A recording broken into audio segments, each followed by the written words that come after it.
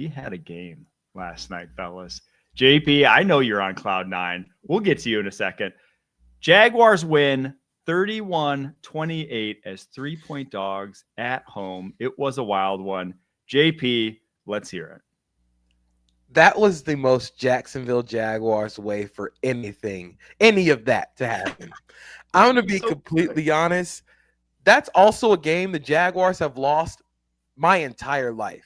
They go down 14-0. Trevor tries the Superman jump over, and he fumbles the ball on the goal line, which Trevor Lawrence has never been good at quarterback sneaks. He's never been a tush-push guy because he's so tall but also really skinny. You can't really push those guys. So he's always done the Superman jump over, the Drew Brees just reach the ball out over the goal line and pull it back.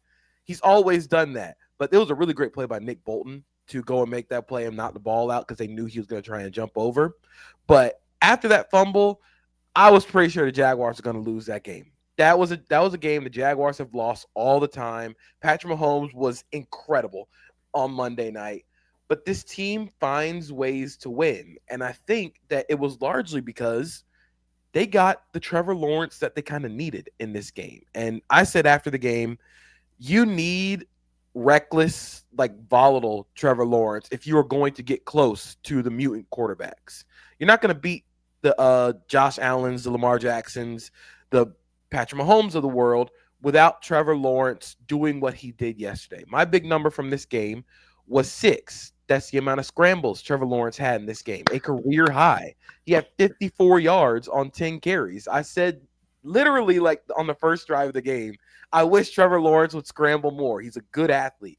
And then he turns into the most dual threat version of Trevor Lawrence we've seen since his final year at Clemson. So I think just having that ability to scramble, to extend plays, the creation mode where Trevor Lawrence has kind of reined that in since his first year in the NFL, having that is what's going to help the Jaguars reach the point of being able to compete with the Bills, being able to compete with the Ravens, because you hire Liam Cohen to raise the floor of the offense. So when he eventually does do the stupid stuff, for some reason, he just never knows where the line of scrimmage is, and he'll always throw the ball while still being above the line of scrimmage. It's really funny. You need Trevor Lawrence playing that volatile. You need him playing with those high-end throws, the Brian Thomas Jr. throw on, I believe, 3rd down, then following up with a De'Ami Brown out route. You need those kinds of plays for the Jaguars to get close to beating those top teams. So I thought this was another way the Jaguars have shown they can win games. They've won games with their defense. They've won games with their run game. And now they've won one because of their quarterback.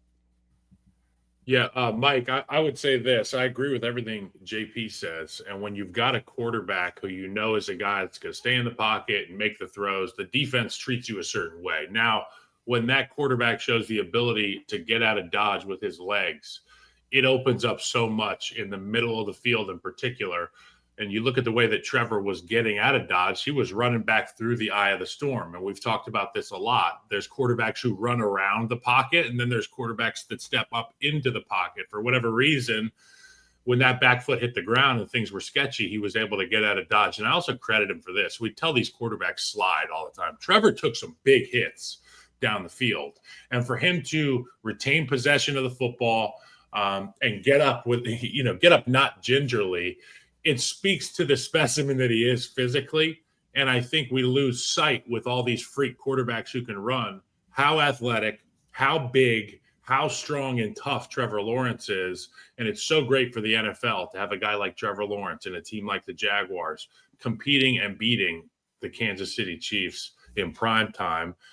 Look, Chiefs looked great early last night. I'm not really tripping on the Chiefs. I learned more about the Jaguars last night in this game, and I feel like this is a team that we've seen in the playoffs, and if they can get that kind of action and juice out of Trevor Lawrence, and if Brian Thomas Jr. can be that guy in their offense who's making those big plays on the hole shots, and De'Ami Brown, De'Ami Brown's awesome, dude. They have a bunch of guys. Tootin is fun to watch, physical, juice.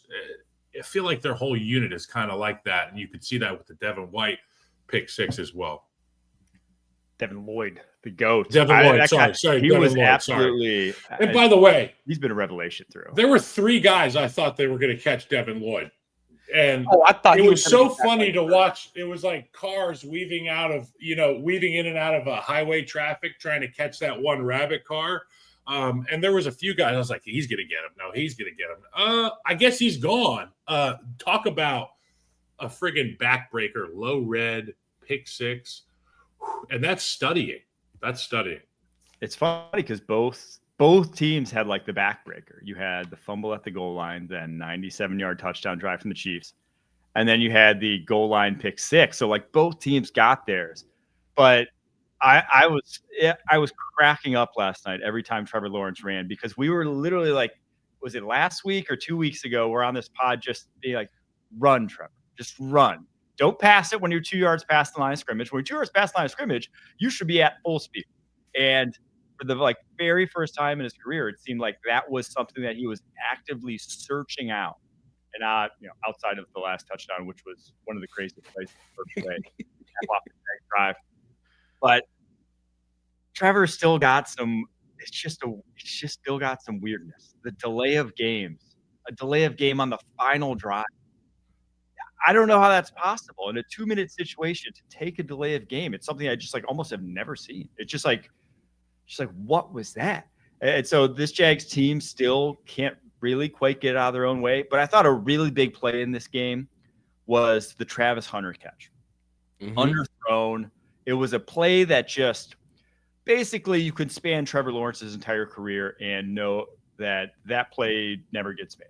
Like that's a play that just never got made by his previous receiving course. That now he finally has a guy where it's like, oh, I don't have to be perfect. He's going to make up for my mistakes. You finally have those guys in hopefully in Brian Thomas Jr. once he catches the football, because Trevor Lawrence does still lead the league in drop rate from his wide receivers. But once you have that guy and have that trust, I think this offense is only going to look better as the season wears on. I think they're already where they're at now, able to lead a game-winning drive the way they did. I think you're only going to see it improve, health permitting, as this season wears on. Was that did he back into a whip route? Was that what I was looking at there? He ran with the whip route. He had his back to the two secondary guys, and then he Euro stepped two defenders. Plays like that, dude. And you see Patrick make him in the game. I think he threw it to Hollywood Brown on the left side of the screen. He made two guys miss in a similar fashion. When we think about these great quarterbacks, we think about them putting the ball in the perfect spot and making all these incredible Herculean throws. But the ones that are big-time throws are the ones where you throw it to the wrong shoulder, you underthrow it, and your guy can make a play. And for a guy like Travis Hunter to put his foot in the ground with his back to the defense, flip his body around, get vision, make two guys miss, that helps Trevor sleep a lot easier at night, more so than the 50-50 ball down the field. I know he's going to catch it. No. If stuff's sketchy, get the ball out and make your hay. They've got guys like that. It's exciting to see.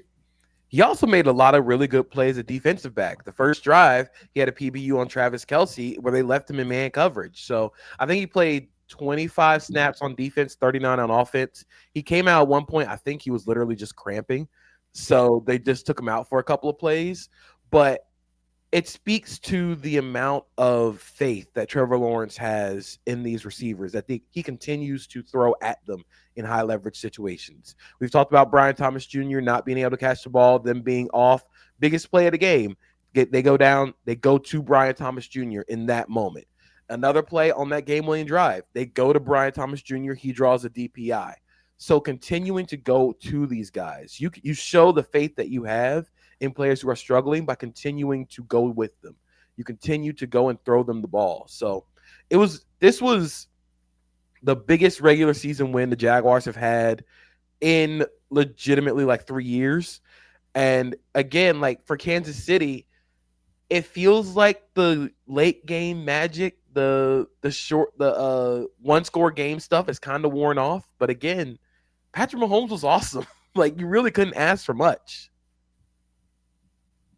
I got one question, because you guys are like some of the brightest people I get to talk to about this stuff. And I'm not sure if it was covered on the main broadcast, but I was watching Peyton and Eli because Fred Warner was on. By the way, Fred Warner, fantastic.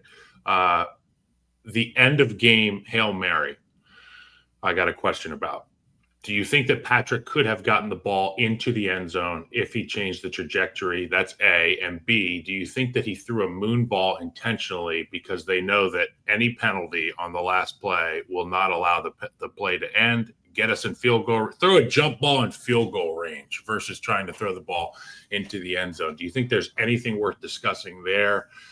Because I thought if you're playing Galaxy Brain there, throw a moon ball at the 25-yard line. You know what I'm saying? Instead of having to throw it to the end zone. Is there any truth to what I'm saying? I don't think so. They were at their own 28. That means you're releasing it. Even if you get back to the line of scrimmage, you got to get 73, 74 to get it. It's not hard to believe that to the end zone. Throw it 74 yards. And with what your dad told me about humidity, it doesn't affect thicker air doesn't affect the total distance. It buoys it. But I don't think he would have had to get back to the line of scrimmage. Like if you're in the pocket, I don't think he could have gotten it there. So 6 yards behind. I don't think there's any chance he was getting it 77, 78 yards. Honestly, I'm not sure anyone in the NFL I would think could get it there 70. Hey, Rich. I don't even think him. Honestly, the closest would be Joe Milton. Joe Milton's the only guy. But you're right. Even he has said that he has to not think about it. He has to not try to throw far. So I also think they were trying to go for a tip drill, which is why it had the trajectory, it had the arc that it did. Because that ball stops at what, the 25, the 20-yard line. I think they were going for the Commanders Hail Mary from last year, where you tip the ball up. where you try and tip the ball up, because I think they had it so somebody was running behind. I think it was Juju Smith-Schuster down there, yep. But they had somebody running behind so they could tip it back to them, and they try and score off of that because, like Mike said, there were like 3 seconds left. So even if you were going to try and kick a field goal, you would have to have drawn PI on a Hail Mary, which they rarely, if ever, call. And I think they got to do the Saddam edit for Drew Tranquil, who broke up the interception that Nick Bolton had in his hands twice. My wife and I are watching this game. She's like, what is happening there? Is that just selfish play? I'm like, these defensive players don't get to touch the ball when they see it. It's just like, even if his buddy has it, because he was going to tackle Trevor Lawrence on the final touchdown. Jerry Tillery then just like mollywopped his ass and knocked him out of the play. But like Drew Tranquil had a bead on Trevor Lawrence, and Jerry Tillery knocked him out. So he got his karmic revenge there for trying to break up that interception. I do think the Chiefs will be fine offensively. They are, last year they were bottom 5 in explosive plays, running the ball and passing the ball. That is completely different. This is an explosive offense. Back there like this. Yeah, and is only going to get more explosive when Rashee Rice comes back. Like there is juice to this team, and actually, in ways, I'm more excited about them. But I just don't think the pass rush is walking through that door. I think Chris Jones has lost a little, and yeah, he's still dominant. But he's not the guy who every single time he gets a one-on-one, it's like game over. That's what you needed to make it work. And then the secondary is just not that good.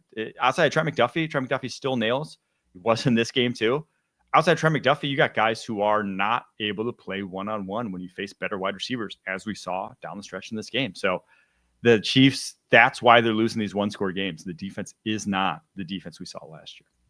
And I think to that point, the Chiefs offense really gave the Jaguars a lot of fits with the RPO stuff, which is exactly what you wanted from the Chiefs offense. Because of the threat of speed with Xavier Worthy, Hollywood Brown all on the field, they would do a lot of 3-by-1 formations where they would have it was either Noah Gray or Travis Kelce as the nub tight end on the opposite side, and then all 3 of your receivers to the other side.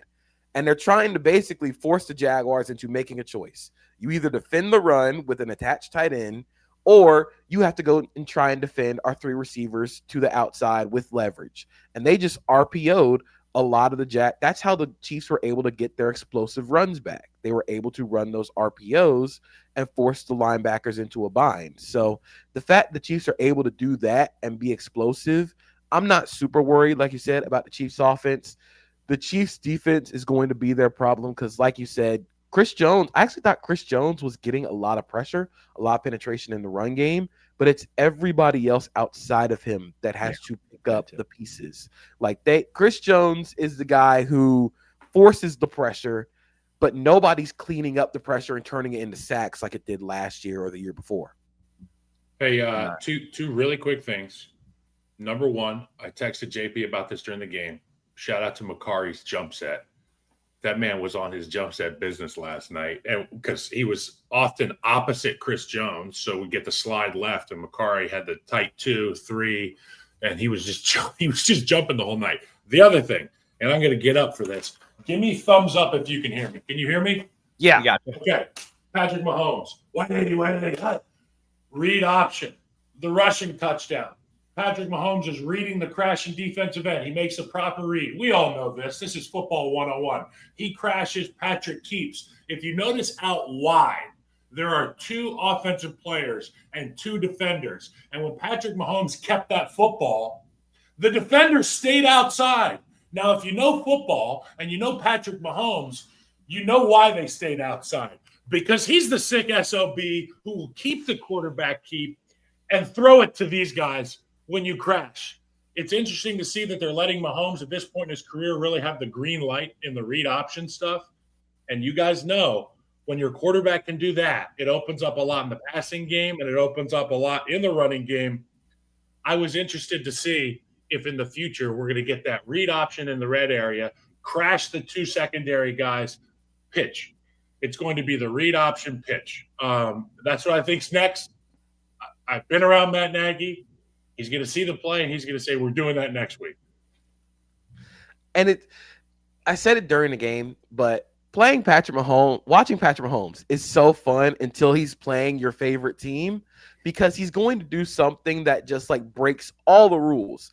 I think it was the sack that he avoided and late in the game it was either a scramble or the throw to like Hollywood Brown, where DeJuan Smoot has him wrapped up, and I swear he hits the ground.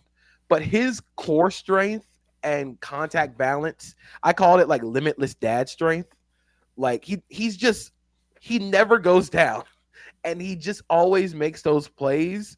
But for the Chiefs, like it's crazy that they kind of were going back and forth. Trevor Lawrence and Patrick Mahomes going back and forth with the chaos plays. To your point, Kyle, Mahomes runs a lot. They don't design runs for him.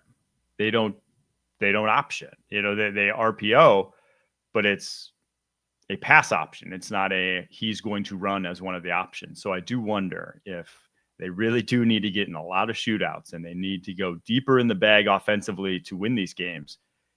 If they start maybe recanting on that and using them a little more. And I think that was a play where it's still at RPO, but a built-in, hey, you can run this too. We'll see.